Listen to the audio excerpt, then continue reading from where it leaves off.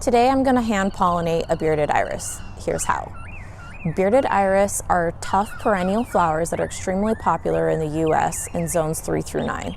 Here in Northeast Texas, my iris glide through a myriad of challenges, from hot humid summers, bugs, and just an overall lack of attention.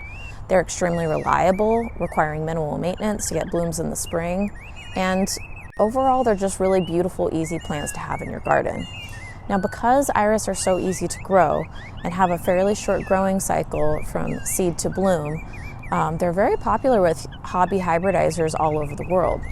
In just 2 seasons after a cross is made, you can get a whole new flower that no one else has. Now, part of the fun of pollinating an iris is that you never know what you're going to get.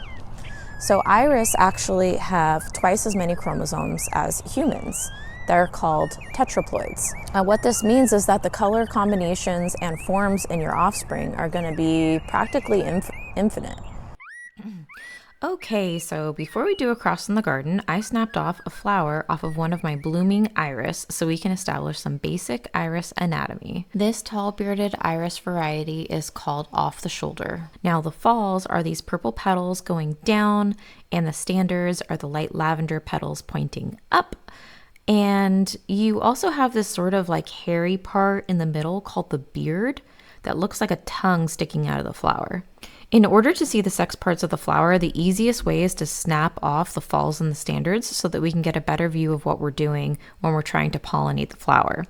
Now, once you remove these, snap, you can see the anthers are being held up by this structure that is long and skinny called the filament. This structure supports the anther, which carries the pollen sacs, which is the relative male reproductive part of the flower. Now, above that, you'll find the sticky surface called the stigmatic lip, which is the relevant female part of the iris flower, where we will be rubbing the pollen to fertilize our flower. Once an iris is pollinated, the pollen travels into the ovary and eventually develops into little iris seeds 6 to 8 weeks later. Now we're going to repeat that process out in the garden. Here, I'm selecting the male pollen parent, which ironically is a flower called Girly Girl.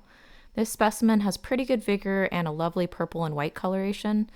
I inspect the flower, then remove the falls and standards to access the pollen. Once I see the anthers, I look for an almost crumbly white powder to appear on the top of them.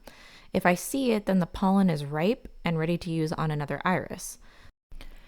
Using a tweezer, remove the anthers by grabbing onto the filament and pulling. You can use any clean, sterile surface to transport the pollen to your mother plant.